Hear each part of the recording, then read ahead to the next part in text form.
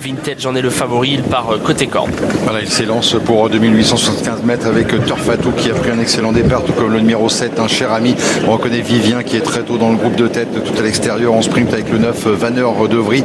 Tonic Boy s'est montré assez lent dans la mise en jambe en ce qui concerne le premier poteau. Le meilleur départ au deuxième poteau pour le 17, 1 de mai, qui vient tout de suite intégrer le groupe de tête. On ferme pour l'instant la marche avec le numéro 16, Justin Gludois. En avant-dernière position, Urban Jet, tout comme à l'arrière-garde, le 12, Varus du Bocage et le rentrant, Vramdao, le numéro 11. Au 25 mètres, c'est 1 de mai qui est parti le plus vite. Il est bien parti d'ailleurs puisqu'il est déjà dans le dos de Voilà PO qui partait lui au premier échelon. Devant, Turfatou a contré quelques attaques et a décidé de garder tête et corde. Gabi Gelormi donc qui a décidé de rester en tête. Mais voilà Vaneur de Vry qui est lancé par Hervé Gilles et qui revient très fort désormais. Vermeil Somoli est troisième tout près devant un cher ami le numéro 7. Ouais, les concurrents du premier poteau qui montrent le chemin. Turfatou, l'animateur de la première heure dans son sillage. Vermeil Somoli à son extérieur. On a toujours le 9, Vaneur de Vry. Ces trois concurrents qui sont légèrement détachés du reste du peloton qui est toujours amené côté corde par le 5, UC Lot Fins avec le 7, un cher ami qui fait également partie du groupe de chasse, alors qu'à l'arrière-garde on a toujours la présence de Titeuf des Monts, tout comme le numéro 16, Justang Ludois. Pour le favori Vintage, pour le moment ça se passe pas mal puisqu'il aime attendre, il attend, il est dans le dos des premiers en 8-9e position et surtout la course a été assez rythmée jusqu'ici.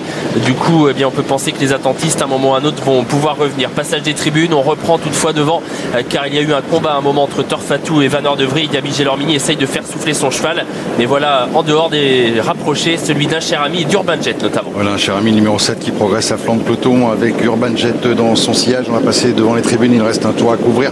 Toujours le 2 Turfatou qui mène depuis le départ. Un cher ami en deuxième position, la troisième place pour Jean-Paul Fichot côté corde avec Vermeil Somoli, alors que Urban Jet numéro 14 s'est rapproché facilement maintenant à la hauteur des animateurs.